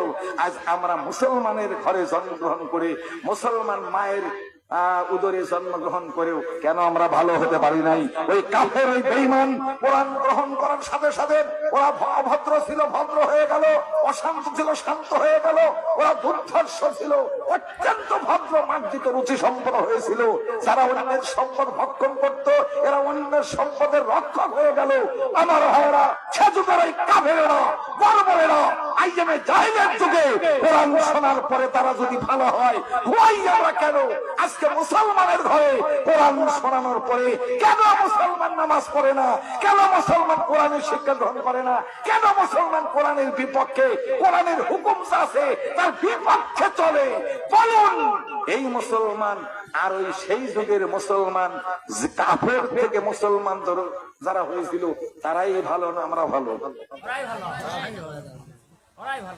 হ্যাঁ, তারা তো এত শিক্ষিত ছিল না। তাহলে বোঝা গেল, সে শিক্ষা সমাজকে পুরুষ মুক্ত করতে পারে নাই, সে শিক্ষা মানবতা শিক্ষা দিতে পারে নাই, সে শিক্ষা মানবতা শিক্ষা দিতে পারে নাই, যে শিক্ষা সমাজে সমাজে হানাহানি সৃষ্টি করেছে। এই শিক্ষা করে জীবন পরিবর্তন করা যাবে না। এটাকে পরিবর্তন করতে হলে তোমাকে আজকেই কোরআনের ছায়াতলে আসতে হবে। কোরআন যা বলছে তোমাকে তাই করতে হবে। কোরআন বলেছে, ইমানদার, তুমি যদি ভালো হতে চাও, এক নাম্বার কথা উনি যে বললেন, ইয়া আইয়ুহাল্লাযীনা আমানুত্তাকুল্লাহা ওয়া কুলু কাওলান সাদীদা, ইমানদার সদা সর্বদা আল্লাহকে ভয় করো, ওয়া কুলু কাওলান সাদীদা, সদা সর্বদা সত্য কথা বলো। কার কথা? তাহলে মিথ্যা বলা হারাম, মিথ্যা বলা হারাম। বলেন তো, হারামি সমাজে আছে না নাই? আছে। আছে? এই যুবক কথা কেউ আছে? তাহলে সকালবেলা কোরআন পড়ি, মুখ টুক মুছে, মুরগি আছে না আপনার দেশে? মুরগি মুরগি খায় তো, খায়া সন্ধ্যায় ঘরে মুখ মুছে পায়ের কামাই খাইলে কোরআন পড়ে শুরু করেন, আর কোরআন দিয়ে শেষ করেন, আর এর মধ্যে যা আছে তাই নাকি? আমার ভাইরা, বর্তমান যুগে কোরআন শিক্ষা গ্রহণ করে, কোরআনের আলোচনা করে উপকার কতটুকু হলো আর অপকার কতটুকু হলো আমি কি ব্যাখ্যা করব? কিন্তু কষ্ট হবে নিজে, রাগ করবেন না তো আবার। বর্তমান কোরআন আর সে যুগে তো ছিল, আর সে রাসূলের যুগে খারাপ যুগে নাকি? এখন তো কোটি কোটি মুসলমান, কোটি কোটি মুসলমান। এখন তো চোর, লুচ্চা, গুন্ডা, ধোঁকাবাজ থাকার কথা না। তাহলে দেখি এই কোরআন রাসূল যখন প্রচার করলেন, কোরআন শোনার পরে মানুষ 3 দলে বিভক্ত হয়েছিল। কয় দলে? 3 কোরআন জানেন তো? 1, 2, 3, এই 3 দল। বর্তমানে এই কোরআনের প্রচার, কোরআনের জালসা, কোরআনের বক্তৃতা হওয়ার পরে ওই 3 দলকে খুঁজে দেখি তো সেই যুগের আর এই যুগের সাথে মিল আছে না নাই? দেখাবো কি যে হয় আমি বুঝতে পারছি। আমার ভাইরা, আল্লাহ রাসূল যখন কোরআন শোনানো শুরু করলেন, যারা ইমানদার হলো সামি'না ওয়া আতা'না, শুনলাম মানলাম, একবার শুনলাম তো মানলাম, আর তার বিপরীত কোনদিন করব না। একদল। আরেক দল হলো থেকে থেকে শোনে, থেকে থেকে শোনে, যখন কাছে আসে আপনার দলের লোক, যখন চলে যায় তোর সাথেই আছে, আছে না এরকম? আরেক দল হলো সরাসরি বিরোধিতাকারী, এরা কাফের। এই যুগের কথা আল্লাহর কোরআন থেকে যেটা একটু প্রমাণ দিয়ে দিই। সূরা বাকারা পড়েছেন না? বাকারা, বিসমিল্লাহির রহমানির রহিম, আলিফ লাম মিম, যালিকাল কিতাবু লা রাইবা ফীহি হুদাল লিল মুত্তাকিন। আছে যে এই 1 নাম্বার হলো এই কোরআনটা হুদাল লিল মুত্তাকিন। হুদা, হুদাম মানে হাদিউন, ইসম ফাইলের অর্থ দান করলে পথ প্রদর্শক, মুত্তাকিন যারা আল্লাহওয়ালা, খোদাফিল। এই আল্লাহওয়ালার ব্যাখ্যা আল্লাহ করেছেন, আল্লাযীনা ইউমিনুনা বিল গায়ব ওয়া ইউকিমুনাস সালাত ওয়া মিম্মা রাযাকনাহুম ইউনফিকুন। এই গেল একবার। আরেকবার সবটুকু পড়তেছিলেন কিন্তু সময়ের দিকে লক্ষ্য করে। আল্লাহ রাব্বুল আলামিন 2 নম্বর দলের কথা বললেন, ইন্নাল্লাযীনা কাফারু সাওয়াউন আলাইহিম আনসারতাহুম আম লাম তুনজিরহুম লা ইউমিনুন। আল্লাহ রাব্বুল আলামিন বলেন একদল কাফের আছে, অস্বীকারী আছে, সাওয়াউন আলাইহিম, ওদের অবস্থা সমান সমান থাকবে। আনসারতাহুম, হে নবী আপনি কি তাদেরকে ভীতি প্রদর্শন করছেন? আমলাম তুনজিরহুম, অথবা ভয় নাই দেখেন, লা ইউমিনুন, ওরা কখনো ঈমান আনবে না। এটা হলো একদল। আরেক দল হলো আল্লাহ রাব্বুল আলামিন সূরা বাকারার 2য় রুকুতে বললেন, আল্লাহ রাব্বুল আলামিনের কোরআন থেকে কথা বলি, ওয়ামিনান নাসি মান ইয়াকুলু আমান্না বিল্লাহি ওয়া বিল ইয়াউমিল আখির ওয়া মা হুম বিমুমিনিন। আল্লাহ রাব্বুল আলামিন বলেন, ও নবী, মানুষের ভিতরে এমন কিছু লোক আছে, মান ইয়াকুলু আমান্না বিল্লাহ, যারা বলে আমরা আল্লাহর উপরে ঈমান আনলাম, ওয়া বিল ইয়াউমিল আখির, আমরা পরকাল দিবসকে বিশ্বাস করলাম। আল্লাহ রাব্বুল আলামিন বলেন, ওয়া মা হুম বিমুমিনিন, ওরা আসলে মুমিন নয়, ওরা হলো বেঈমান। কয় দল হলো? 3 দল। তাহলে আমরা ওয়াজ করার পরে কয় দল সমাজে পাচ্ছি একটু যাচাই করে দেখি নাকি? আমার ভাইরা, আল্লাহ রাসূলের জামানায় কোরআনের বিপক্ষ ছিল উমর। ওমর রাসূলকে হত্যা করবে, দারুন নদর বৈঠক হলো। দারুন নদর বৈঠকে সিদ্ধান্ত হলো আল্লাহ রাসূলের মস্তক কাটতে পারলে 100 লাখ পুরস্কার দেওয়া হবে। মেলা কথা সংক্ষেপ করে বনে করায় দিয়ে যায়। ওমর তরবারি নিয়ে রওনা দিয়েছে রাসূলকে হত্যা করার জন্য। পথিমধ্যে বনু উমার নঈমের সঙ্গে দেখা হলো। কিরে ওমর রে, এ ভাই ওমর তুই যাস কোথায়? এই সকালবেলা প্রত্যুষে কোথায় যা? তোকে খুব প্রধান্বিত মনে হচ্ছে, রাগান্বিত মনে হচ্ছে, ভয়ঙ্কর আরবের শ্রেষ্ঠ বীর এই প্রত্যুষে সকালবেলা তরবারি নিয়ে কোথায় রওনা দিয়েছে? বলে পথ ছাড়। ওই যে আল্লাহ রাসূল মুহাম্মদ সাল্লাল্লাহু আলাইহি ওয়াসাল্লাম, মুহাম্মদ সাল্লাল্লাহু আলাইহি ওয়াসাল্লাম ও যে কলেমা নিয়ে এসেছে, কোরআন নিয়ে এসেছে, বাপদাদার ধর্মকে শেষ করে দিল। রাসূলকে হত্যা করব, বাপদাদার ধর্মকে রক্ষা করব, 100 লালুট পুরস্কার নেওয়ার জন্য ছুটে চলেছে। বলে ও তাই? বলে হ্যাঁ। এ কথা ঠিক আছে? বলে ঠিক আছে। এই তোর ভগ্নিপতি আর ভগ্নি দুইজন, ফাতিমার সাইদ, দুইজনই কলেমা পড়ে মুসলমান হয়ে গোপনে গোপনে কোরআন পড়ে, আর তুমি যাও রাসূলের মাথা কাটতে। কি বলিস কি রে? কি বলিস কি? ওমর কলেমা পড়তে পারে না? খোঁজ নিয়ে দেখ। বলে কথা যদি মিথ্যা হয় খবর আছে, বলে কথা যদি সত্য হয় উল্টা খবর হতেও পারে। ওমরের গতি পরিবর্তন হলো, চলে গেল তার বোনের বাড়ি। দূর হতে শুনতে পাচ্ছে গুনগুন গুনগুন গুনগুন কি যেন শোনা যাচ্ছে। হ্যালো হ্যালো, এই ওমান নাকি ওপরের মতো তহা লিখিত পাতা ছিল, পাতা লুকালে দরজা খুলে দিয়ে ভয়। কিন্তু ওমর ভাই, এই বাচ্চা সকালবেলা কোন উদ্দেশ্য নিয়ে ছুটে চলেছ? তোমার তরবারি কেন কষভুক্ত? তুমি কোন উদ্দেশ্যে এসেছো? তোমাকে রাগান্বিত মনে হয়, তোমাকে ভয়ঙ্কর মনে হয়, তোমাকে সাংঘাতিক মনে হয়। ভাই বলো বলো, কোথায় যুদ্ধ বাঁধলো, গন্ডগোল বাঁধলো? বলে এই কথা থামা। রাসূলকে হত্যা করতে রওনা দিয়েছিলাম, প্রতিমধ্যে শুনলাম যে তোরা নাকি কলেমা পড়ে মুসলমান হয়েছিস, তোরা নাকি গোপনে গোপনে কোরআন পড়িস। বল কোরআন সত্যি নাকি বল। ব্যক্তি কিন্তু ওমর, ভালো করে ব্যক্তি কিন্তু ওমর। এই ওমরের কাছে কথাটা স্বীকার করা কাজটা সহজ না কঠিন? আমার মতো জিভে উল্টে দেওয়া হলে কিন্তু পারতাম না। আল্লাহ রাব্বুল আলামিন বলেন, আনাম ইমানদারের গুণ হলো আল্লাহ রাব্বুল আলামিন বলেন, ইন্নাল্লাযীনা ক্বালু রাব্বুনাল্লাহ সুম্মা ইসতাকামু তাতানাজ্জালু আলাইহিমুল মালায়েকা আল্লা তাখাফু ওয়া লা তাহজানু ওয়া আবশিরু বিল জান্নাতিল্লাতী কুনতুম তুআদুন। আল্লাহু আকবার। আল্লাহ রাব্বুল আলামিন বলেন, ইন্নাল্লাযীনা ক্বালু রাব্বুনাল্লাহ, যারা বলে আল্লাহ আমাদের রব, সুম্মা ইসতাকামু, ওই কথার উপরে অবিচল অটল থাকে, তাতানাজ্জালু আলাইহিমুল মালায়েকা, ওদের সাহায্যের জন্য আল্লাহর তরফ থেকে ফেরেশতা নাযিল হয়। আল্লাহ তাখাফু, তোমাদের কোনো ভয় নাই, ওয়ালা তাহজানু, তোমাদের কোনো চিন্তাও নাই, ওয়া আবশিরু বিল জান্নাতিল্লাতী কুনতুম তুআদুন, আল্লাহর তরফ থেকে তোমাদেরকে সেই জান্নাতের শুভ সংবাদ দিচ্ছি, যার প্রতিশ্রুতি তোমাদের সঙ্গে দেওয়া হয়েছে। তার মানে হলো, তুমি যদি ঈমান গ্রহণ করার পরে অবিচল অটল থাকো, সাহায্য করবেন স্বয়ং আল্লাহ। সুবহানাল্লাহ।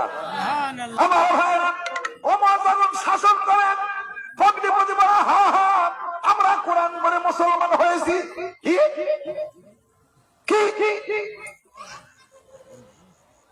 কি বলে হ্যাঁ ভাই কথা সত্য। ভয় করে না? বলে ইমানদার এক আল্লাহকে ছাড়া দুনিয়ার কাউকে ভয় করে না। জোরে বলেন মারহাবা। ইমানদার ভয় করে কাকে? আরো জোরে বলতে হবে, ইমানদার ভয় করে কাকে? তার প্রমাণ হলো বাস্তব প্রমাণ হয়ে যায়। ভয় করে না বলে না, ভয় করে না, সারেন্ডার করে আত্মসমর্পণ করেছি, আমার আমিত্ব বলতে কিচ্ছু রাখি নাই, সব ছেড়ে দিয়েছি আল্লাহর হাতে। চলে বলে আলহামদুলিল্লাহ। ওমরের রাগ থরথর করে কাঁপে। ওমর বলে কোরআন পড়া বন্ধ করবে কিনা? থামাম। বলে ভাই করার কিছু নাই, আত্মসমর্পণ করেছি, যা বুঝেছি, যা উপলব্ধি করেছি, জীবন চলে গেলেও ওটা ছাড়া যাবে না। চলে বলুন সুবহানাল্লাহ। আমার ভাইরা, ওমরের ধৈর্যের বাঁধ ভেঙে গেল। সবান সবান চাবুকের আঘাতে ক্ষত বিক্ষত করছেন। আমার ভাইরা দুইজনকে প্রহার করলো, রক্ত ফিনকি দিয়ে বের হয়। ওমর বলে বল বল কলেমা ছাড়বি কিনা? বলে ভাই মারো মারো, যত পারো মারো, আঘাত করো। আল্লাহে বিল্লাহে আল্লাহে, খোদার কসম করে বলি ভাই, কোরআন পড়ার পরে যাত্র তৃপ্তি লাভ করেছি, জীবন চলে গেলেও না কোরআন থেকে আগে বিন্দু আমাদের পালানো যাবে না। জোরে বলেন সুবহানাল্লাহ। আমার ভাইয়েরা, ওমরের রাগ যত বৃদ্ধি ছিল, যত বেড়ে গিয়েছিল, একথা শোনার পরে এত আঘাত করলে, এত মারলাম, কিন্তু কিছুতেই কিছু হলো না। অভন ও বোনাই রে, তোমরা কি যেন পড়তেছিলে, গুনগুন করে কি পড়তেছিলে, আমাকে একটু দেখানো যায় না? ওর ভিতরে কি আছে আমি একটু দেখবো। এত আঘাত করলাম, এত প্রহার করলাম, এত রক্ত ছড়ালাম, কিন্তু না না না, ওইটা কেন ছেড়ে দেবে না? এই তো কাজটা যেন কবুল হয়ে গেছে। তাড়াতাড়ি করে বলে, ভাই রে ভাই, আর ব্যথা নাই, ব্যথা নাই, সত্যিই কি তুমি কোরআন দেখবে? বলে, হ্যাঁ, কোরআনটা দেখাও। তোহা লিখিত পাতা এবার ছিল, বের করে ওমরের কাছে নিয়ে গেছে। খুব সংক্ষেপ করে বলছে, শোনা ওয়াজ। ভাই দেখেন, ওমর হাত বাড়ায়, হাত গুটায়, দেওয়া হাতে যাবে না, তোমার কাছে দেওয়া যাবে না, তো আমার কাছে দেওয়া যাবে না? বলে, তুমি তো অপবিত্র। বলে, না, আমি পবিত্র। বলে, আল্লাহ বলেছেন, ইন্নামাল মুশরিকুনা নাজাসুন, মুশরিকরা অপবিত্র, লা ইয়ামাসসু ইল্লাল মুতাহহারুন। তাই তো, পবিত্র ব্যক্তি ছাড়া স্পর্শ করা যাবে না। ওমর যখন হাতে নিতে চাচ্ছে, যখন পাতা হাতে দিচ্ছে না, বলেন তো এই পাতাটা গ্রহণ করার আগ্রহ ওমরের বাড়বে না কমবে? হাজার গুণে বেড়ে গেল। একটা পাতা হাতে দেওয়া যাবে না, আমাকে নিতেই হবে। বলে, না না, তোমার কাছে দেওয়া যাবে না। বলে, কি করতে হবে? পবিত্র হও। যেভাবে হোক পবিত্র হলো। এবার ওমর ছিল কাফের। কাফের এইবার কোরআন পড়ে, বিসমিল্লাহির রহমানির রহিম, বিসমিল্লাহ, বিসমিল্লাহির রহমানির রহিম, বিসমিল্লাহ, আল্লাহর নামে, আল্লাহর নামে শুরু করতেছি। রহমান যিনি দাতা, রহিম যিনি দয়ালু। আল্লাহ দাতা, আল্লাহ দয়ালু। আমরা কিন্তু কবিতায় পড়ি, না চাহিতে দয়াময় দিয়েছে সকল, খোদার আহার আর পিপাসার জল, সবই দেয় চাহে না সে, সে যে শুধু ভালোবাসে। এসো এসো ভাই বোন, এসো সাথী দল, তারই গান গে করি জন্ম সফল। কই না আমার ভাইরা? ওমরের আগ্রহ বেড়ে গেল, আল্লাহর পরিচয় পেয়ে গেছে। আল্লাহ রহমান, আল্লাহ রহিম। রহমান দুনিয়া, দুনিয়ায় সোয়ার গুন্ডা ভালো মানুষ সবাইকে রিজিক দেয়, সূর্যের আলো পড়ে, বৃষ্টির ফোঁটা পড়ে, কিন্তু রহিম দুনিয়া, রহিমুল আখিরা, পরকালীন জীবনে ইমানদারদের দিকে আল্লাহ রহমতের দৃষ্টিতে তাকাবেন, কাফেরদের দিকে কখনো তাকাবেন না। ওমর এবার পরে, হায় হায় রে, আল্লাহর পরিচয় পেয়ে গেলাম। এবার পরে সূরা তাহা, তাহা হলো হরফে মুকাত্তার, লেখা হয়, পড়া হয়, কিন্তু তার অর্থ করা হয় নাই। ওমর পরে তাহা, তাহার অর্থ কি ওমর জানে না, ওমর বোঝে না। ওমর শিক্ষিত একজন পণ্ডিত, কিন্তু তাহার অর্থ জানে না। আল্লাহ রাসূল বলেন নাই, আল্লাহ রাসূলকে আল্লাহ শিক্ষা দেন নাই। ওমর বারবার করে পড়ে তাহা, তাহা যত পরে তত জটিল হয়, তত জটিল হয়, তত কঠিন হয়। তাহা মা আনসালনা আলাইকাল কুরআনা লিতাশকা। আল্লাহ বলে দিচ্ছে, হে ওমর, তুমি কোরআন বুঝবে না, তোমার উপরে জটিল হবে, সেজন্য কোরআন নাযিল করা হয় নাই। ওমর যখন তোহা পড়লো, তখন জিনিসটা কঠিন হলো। যখন পড়লো মা আনসালনা আলাইকাল কুরআনা লিতাশকা, ও নবী, কোরআন তোমার উপরে জটিল হবে, কঠিন হবে, ভারী হবে, এজন্য নাযিল করা হয় নাই। ওমরের প্রশ্ন থাকে, তাহলে কেন নাযিল করা হলো? ইল্লা তাযকিরাতাল লিমান ইয়াখশা। আল্লাহ রাব্বুল আলামিন বলে দিয়েছেন, আল্লাহকে যারা ভয় করে তাদের জন্য কোরআনটা হলো উপদেশ বাণী। জোরে বলুন সুবহানাল্লাহ। আমার ভাইরা, যত পড়ে তত ভালো লাগে, যত পড়ে তত ভালো লাগে, যত পড়ে তত শান্ত হয়ে যায়, মুক্ত হয়ে যায়। আরে কি জিনিস পেলাম, আমার মনের খবর জানি আল্লাহ। আমার মনে যে প্রশ্নের উদ্রেক হয়, উত্তর দিয়েছে এই পাতার ভিতরে আল্লাহ। ওমর বলে, বোন রে বোন, আর আমি এখানে থাকবো না, তাড়াতাড়ি নিয়ে চল, আল্লাহ রাসূল যেখানে আছে ওই জায়গায় গিয়ে আমার সব অহমিকাকে ঘুরিয়ে দিব, আমি কলেমা পড়ে মুসলমান হব, আমি আর কোরআনের বিপক্ষে থাকতে চাই না। লিল্লাহি তাকবীর, লিল্লাহি তাকবীর। ওমর রাসূলকে হত্যা করার জন্য রওনা দিয়েছিল, 100 লানত পুরস্কার নেবে। আর কয়েকটা আয়াত পড়ার পরে ওমরের গতি কি হলো? পরিবর্তন। আল্লাহ রাসূল বাইতুল আরকামে ছিলেন, কয়েকজন সাহাবা ছিল। ওমর যখন রওনা দিয়েছে, সাহাবারা বলেন, ইয়া রাসূলুল্লাহ, ইয়া হাবিবাল্লাহ, এই যে ওমর আসে, বলে আসতে দাও। উদ্দেশ্য যদি ভালো হয় তাহলে ভালো, আর উদ্দেশ্য যদি খারাপ হয় তাহলে খবর আছে। আমার ভাইরা, সংক্ষেপ করে বলে যাই, ওমর ঘরে ঢুকলাম, আল্লাহ রাসূল বাম হাত দ্বারা ওমরের ডান হাত শক্ত করে ধরে সাগরে দিলেন, ওমর তুমি কি বোঝো না? তুমি একজন শিক্ষিত পণ্ডিত, আরবের শ্রেষ্ঠ বীর, তুমি কি বোঝো না? কোরআন সত্য, তুমি কি কোরআনের পক্ষ অবলম্বন করতে পারো না? কোরআন তুমি যদি বোঝো তাহলে বড্ড ভালো হয়। বলি ইয়া রাসূলুল্লাহ, ইয়া হাবিবাল্লাহ, বুঝতে পেরেছি, তাই তো শুনে এসেছি, আপনাকে হত্যা করবার নিমিত্তে এসেছিলাম। আমি কোরআনের কয়েকটা আয়াত পড়লাম, নিজে হত্যা হয়ে গেলাম। ইয়া রাসূলুল্লাহ, ইয়া হাবিবাল্লাহ, আমি তরবারি ফেলে দিলাম, আমাকে তাড়াতাড়ি করে কলেমা পড়ে মুসলমান বানান। আল্লাহ রাসূলের পদপ্রান্তে তরবারি ফেলে দিয়ে রাসূলের হাতে হাত রেখে ওমর কলেমা পড়ে মুসলমান হয়ে গেল। জোরে বলুন আলহামদুলিল্লাহ। লিল্লাহি তাকবীর, লিল্লাহি তাকবীর। আমার ভাইরা, প্রশ্ন কিন্তু মেলা এখানে এসে গেছে। আমি একটু পরে বলি। আল্লাহ রাসূলকে এবার জিজ্ঞেস করছেন, আলাস্তা নাবিয়ান সাদেকান, হেরবে আপনাকে সত্য নবী নাম কলা নাম? হ্যাঁ সত্য নবী। ইসলাম ধর্ম কি সত্য ধর্ম? নয়। বলে হ্যাঁ, ইসলাম ধর্ম সত্য ধর্ম। বলে ইয়া রাসূলুল্লাহ, ইয়া হাবিবাল্লাহ, আপনার নবী সত্য, কোরআন সত্য, ইসলাম ধর্ম সত্য। এই যদি হয় তাহলে ঘরের কোণে বসে বসে আর কোরআন তেলাওয়াত করার কোনো সুযোগ নাই। চলুন সেই কাবার চত্বরে, সেই কাবার চত্বর থেকে ওই কাফেররা আপনাকে অকথ্য নির্যাতন করে বিতাড়িত করেছিল। আমি ওমর আজকে আপনার পক্ষ অবলম্বন করেছি, আমি ইসলামের পক্ষে কাজ করতে চাই। নবীকে চলুন, ভয়ের কোনো কারণ নাই। সেই কাফেররা তাকে কাবার চত্বর থেকে তাড়িয়েছিল, আমি ওমর আপনার সাথে করে নিয়ে আপনাকে সামনে নিয়ে সেই কাবার চত্বরে হাজির হব। পৃথিবীর এমন কোন শক্তি নাই, আরবের এমন কোন শক্তি নাই, কোন কাফের কোন বেদিত যদি আপনার সম্মুখে দাঁড়ায়, ওমর যেই তরবারি দ্বারা আপনাকে হত্যা করতে এসেছিল, সেই তরবারি দ্বারা তার গর্দান উড়াবো। গোরস্থানে বোধহয় ওয়াজ করতেছি নাকি? আমার ভাইয়েরা, মোহর মহতব্য ধ্বনিতে আকাশ বাতাস প্রকম্পিত হচ্ছে। রাসূলকে সাথে নিয়ে রওনা দিয়েছে। কাফেররা সিসিকে কেড়ে এই এরকম তকবীর দেয়, মানে ওমর নাকি আগে দেখেছে নাকি? হ্যাঁ ওমরই তো না, ওমর চোখ টোক ডলে দেখে এ ওমর। সব শেষ। ওদের অহমিকা, ওদের গর্ব, ওদের জুলুম অত্যাচার, সঙ্গে সঙ্গে পানি। আমার ভাইয়েরা, এবার আমার প্রশ্ন, ওমর যখন আল্লাহ রাসূলকে হত্যা করবার জন্য উলঙ্গ তরবারি নিয়ে রওনা দিয়েছিল, ওই সময় ওমর পৃথিবীর সবচাইতে ভালো লোক ছিল না খারাপ? জবান খুলে কথা বলেন, ভালো না খারাপ? পিছনের যুবকেরা ভালো করে কথা বলো। আল্লাহ রাসূলকে হত্যা করার জন্য ওমর যে সময় রওনা দিয়েছিল, ওই সময় ওমর পৃথিবীর সবচাইতে ভালো না খারাপ?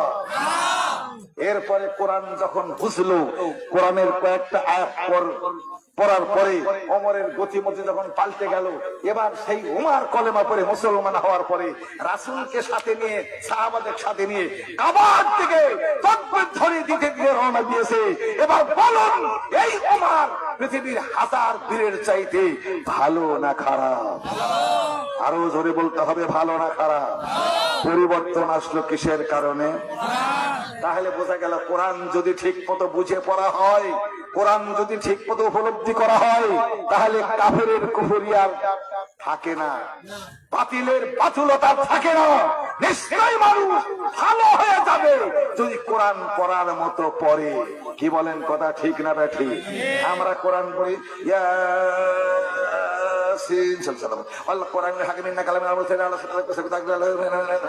খালি ইয়া মালুন আর তা মালুন বোঝা যায়, আর কিছু বোঝা যায় না। আছে না, ঠিক না? অথচ আল্লাহ বললেন, ওয়ারাতিলিল কুরআনা তারতিলা, ধীরে ধীরে ধীরে ধীরে থেমে থেমে কোরআন পড়ো। কার কথা? আল্লাহর কথা। তাহলে বোঝা যাচ্ছে আমরা পড়ার ব্যাপারে উদাসীন। আছে না নাই? আমার ভাইরা, তাহলে কোরআন যেই মানুষকে ভালো করলাম, ওমর ভালো হয়ে গেলাম, অশান্ত শান্ত হয়ে গেল, অভদ্র ভদ্র হয়ে গেল, রাসূলকে হত্যা করতে গিয়ে নিজেই হত্যা হয়ে গেল। সেই কোরআন আজকে আমাদের কাছে তেলাওয়াত হয়, আমরা পড়ি। কেন পরিবর্তন হলো না? কেন নামাজি হতে পারি নাই? কেন পর্দানিশীল স্ত্রী তৈরি করতে পারলাম না? ছেলে মেয়ে কেন ভালো করতে পারি নাই? নিজের ভিতরে যতগুলি অন্যায় আছে কেন ত্যাগ করতে পারি নাই? তার মানে ওমর যেভাবে কোরআন বুঝেছিল, আমরা সেইভাবে কোরআন বুঝি নাই। তাহলে বোঝা গেল জানা এবং বোঝার মধ্যে পার্থক্য আছে না নাই? আমার ভাইরা, 2 নম্বর দল হলো ইন্নাল্লাযীনা কাফারু সাওয়াউন আলাইহিম আনজারতাহুম আম লাম তুনজিরহুম লা ইউমিনুন খাতামাল্লাহু আলা কুলুবিহিম ওয়া আলা সামইহিম ওয়া আলা আবসারিহিম গিশাওয়া ওয়া লাহুম আযাবুন আযীম। এরা হলো কাফের, ওয়াজ করেও যা হবে, না করেও তাই হবে। কার কথা? আল্লাহ রাব্বুল আলামিন বললেন এই 3 নম্বর দল হলো ভয়ঙ্কর। আল্লাহ রাব্বুল আলামিন বললেন ওয়ামিনান নাসি মান ইয়াকুলু আমান্না বিল্লাহি ওয়া বিল ইয়াউমিল আখির ওয়া মা হুম বিমুমিনিন। আল্লাহ রাব্বুল আলামিন বলেন ও নবী, মানুষের ভিতরে কিছু লোক আছে মান ইয়াকুলু, যারা বলে আমান্না বিল্লাহ, আমরা ঈমান আনলাম আল্লাহর প্রতি, ওয়া বিল ইয়াউমিল আখির, আমরা পরকাল দিবসকে বিশ্বাস করলাম। আল্লাহ রাব্বুল আলামিন কয় ওয়া মা হুম বিমুমিনিন, ওরা আসলে মুমিন নয়, ওরা হলো বেঈমান। কারণটা কি? আল্লাহ রাব্বুল আলামিন কয়েকটা পরেই বললেন ও নবী, ওদের চরিত্র হলো ওয়াইদা লাকুল্লাযীনা আমানু ক্বালু আমান্না ওয়া ইযা খালাউ ইলা শায়াতিনহিম ক্বালু ইন্না মাকুম ইন্নামা নাহনু মুস্তাহজিউন। আল্লাহ রাব্বুল আলামিন বলেন নবী গো, ওই মুনাফিকদের চরিত্র হলো ওরা সুবিধাবাদ জিন্দাবাদ, যখন আপনার কাছে আসে তখন বলে আমরা আপনার দল, আর যখন শয়তানদের কাছে কাফেরদের কাছে ফিরে যায় তখন বলে আমরা তোমার দলে আছি। এই ধরনের লোক সমাজে আছে না নাই? এ আল্লাহ, চরম দেখা। তাহলে বোঝা যাচ্ছে ওই কাফেরদের মুনাফিকদের যে চরিত্র, ওরা রাসূলের কাছে এসে বলে যে তোমার দলেই আছে। আমরা যখন কোনো জালসায় যাই, আমরা যখন কোনো ব্যক্তির কাছে কথা বলি, আপনার পক্ষের লোক, আপনার দলেই আছি, আল কোরআনের আলো দিলে দিলে জালো। এরপরে যখন গান হয়, সিনেমা হয়, বায়োস্কোপ হয়, সেখানে মুসলমান যায় কি যায় না? এ আল্লাহ, ওখানে আর বেশি বেশি। তাহলে বোঝা যাচ্ছে আইয়ামে জাহিলিয়াত সে অন্যায় গুলিন মানুষের চোখে ধরা দিয়েছিল। কোরআন পড়ার সাথে সাথে, গ্রহণ করার সাথে সাথে তারা সেগুলি ছেড়ে দিল, বন্ধ করলো। কিন্তু বাংলাদেশের মুসলমানরা এত বেহায়া, এত নির্লজ্জা, এত অভদ্র, এত অশিক্ষিত, এত অপদার্থ, জানার পরেও সে মানে না। তাহলে মুনাফিকি চরিত্র আমাদের ভিতরে আছে না নাই? আমার ভাইয়েরা, যতদিন পর্যন্ত এই মুনাফিকি চরিত্র থাকবে, আল্লাহ রাব্বুল আলামিন বলেন ইন্নাল মুনাফিকিনা ফিদ দারকিল আসফালি মিনান নার। যারা মুনাফিক হবে, কথার সাথে কাজের মিল নাই, উল্টা পাল্টা কথাবার্তা বলবে, এদের স্থান জাহান্নামের সব চাইতে নিচতলায়। আমার ভাইয়েরা, আমি আপনাদের কাছে উদাত্ত আহ্বান জানাই, এই গভীর রজনীতে আপনাদের কষ্ট দিতে চাই না। আমি বলতে চাই, কোরআন শোনার পরে মুসলিম কোনদিন কোরআনের বিপক্ষে অবস্থান করতে পারে না। যদি পারে তাহলে বুঝতে হবে আমি প্রকৃতপক্ষে কোরআন শিক্ষা গ্রহণ করতে পারি নাই। তাই আপনাদের কাছে উদাত্ত আহ্বান জানাই। আল্লাহ রাব্বুল আলামিনের রাসূল বলেন ইন্নাল্লাযী লাইসা ফী তাওফীহি শাইউম মিনাল কোরআন কাল বাইতুল খারেব। যে দিলের ভিতরে কোরআন নাই, ওটা হলো উজার ভিতর নাই। আল্লাহ রাব্বুল আলামিনের রাসূল বলেছেন খায়রুকুম মান তাআল্লামাল কোরআন ওয়া আল্লামা। পৃথিবীর ভিতরে সবচেয়ে উত্তম ব্যক্তি, তোমার ভিতরে সবচেয়ে শ্রেষ্ঠ ব্যক্তি যে নিজে কোরআন শিক্ষা করে আর অপরকে শিক্ষা দেয়। রাসূলের হাদিস শোনার পরে না মানলে সে ব্যক্তি মুসলমান থাকবে না। ওই আয়াত আমি এখন আর তেলাওয়াত করতে পারছি না। আমার ভাইয়েরা, তাহলে আল্লাহর রাসূলের হাদিস মোতাবেক কোরআন শিক্ষা করার দরকার আছে না নাই? আরো জবান খুলে কথা বলতে হবে, আছে না নাই? তাহলে আমরা যারা কোরআন শিক্ষা গ্রহণ করতে পারি নাই, যে ব্যবস্থা এখানে নেওয়া হয়েছে, যে পদ্ধতি এখানে নেওয়া হয়েছে, আমি শুনে একটু খুশি হলাম যে এখানে লেখাপড়া করার পরে তারা নাকি খুতবা দেওয়ার খতিব হয়েছে। কথা ঠিক না? এই ব্যবস্থাটা আমি বাংলাদেশের আনাচে কানাচে ঘোরাফেরা করলাম, কোন জায়গায় আমি দেখতে পাই নাই, থাকতেও পারে, সেটা আমার অজানা। কিন্তু এই জায়গায় যে পদ্ধতিতে কোরআন শিক্ষা দেওয়া হয়েছে, আপনি নিজে পড়েন, আপনার সন্তানকে বাড়ান, বৃদ্ধ হয়েছেন তাতে কি আসে যায়?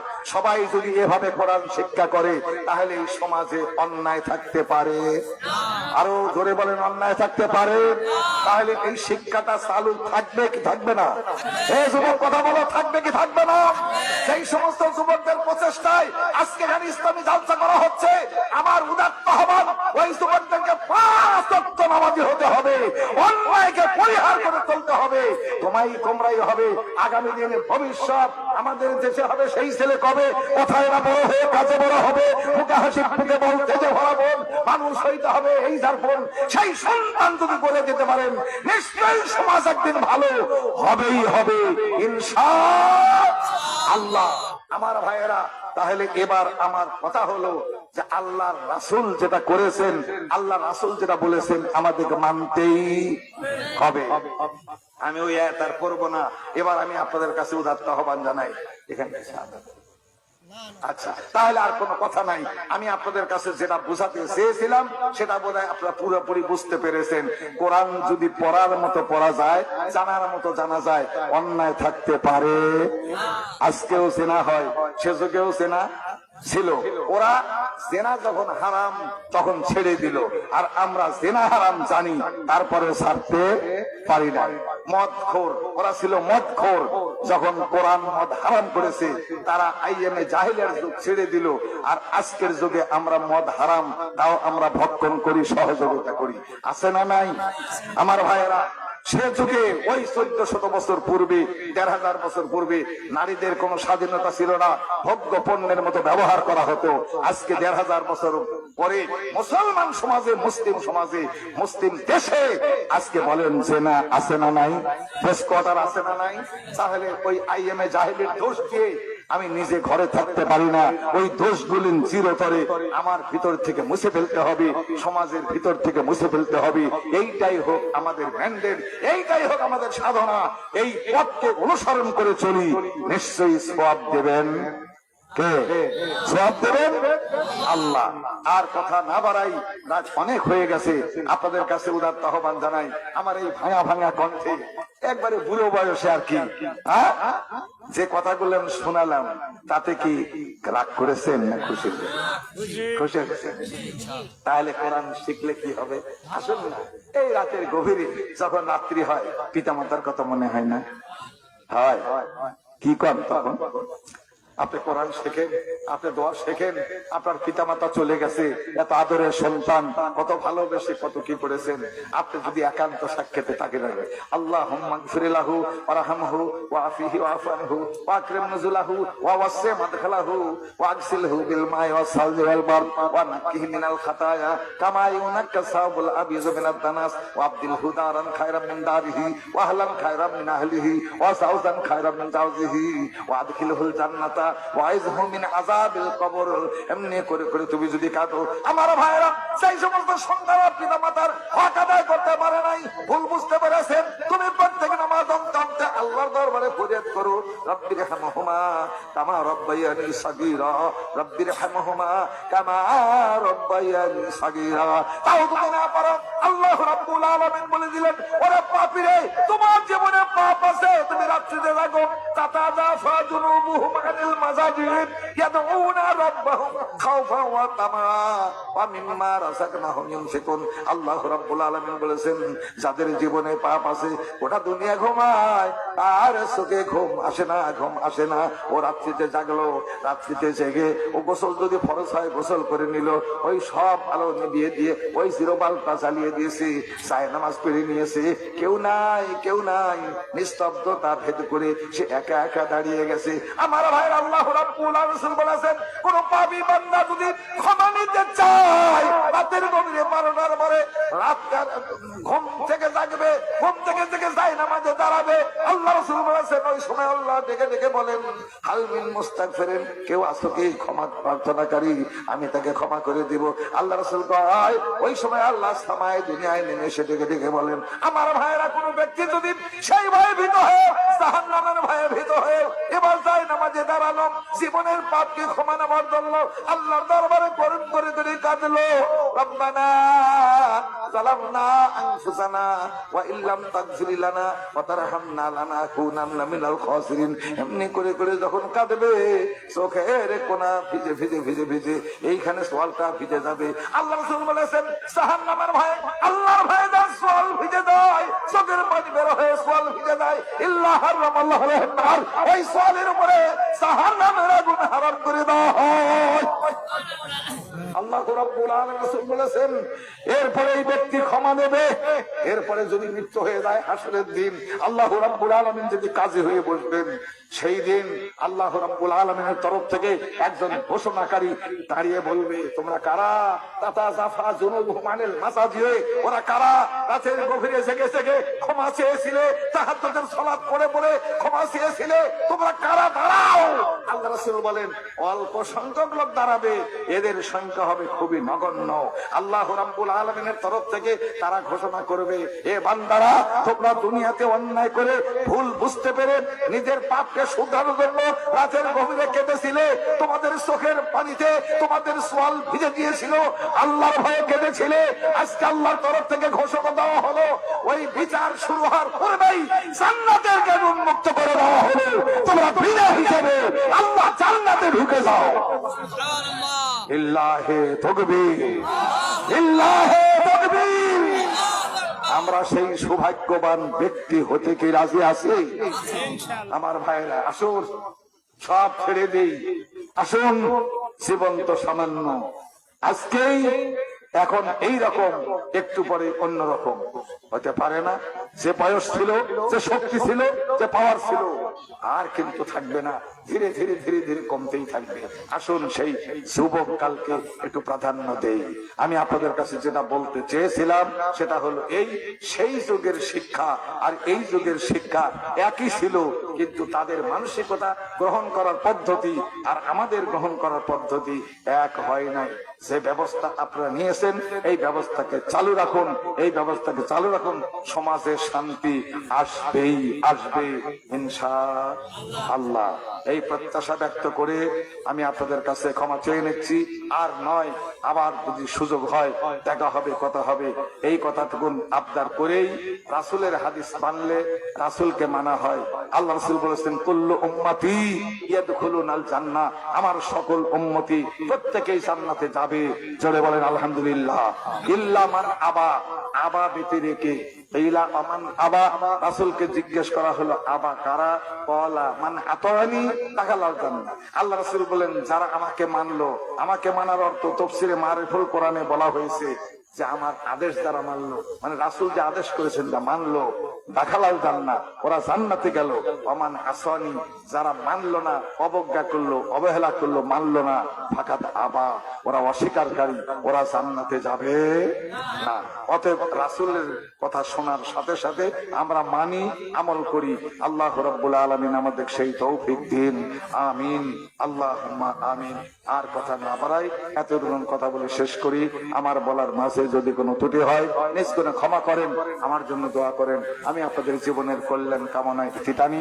মা বোনেরা যেখানে আছেন, মা বোনদের আল্লাহ রাব্বুল আলামিন হেফাজত করুন, সতী সাদী বানিয়ে দিন, দাম্পত্য জীবন সুখের করে দিন। আল্লাহ রাব্বুল আলামিন কিয়ামতের ময়দানে তাদের যেন বিশেষ মর্যাদা সহকারে হাসর নাসর করে জান্নাতুল ফেরদাউস নসিব করেন, সেই প্রত্যাশা রেখে শেষ করি। আসসালামু আলাইকুম ওয়া রাহমাতুল্লাহি ওয়া বারাকাতুহু। একটু বসেন, কথা বলেন।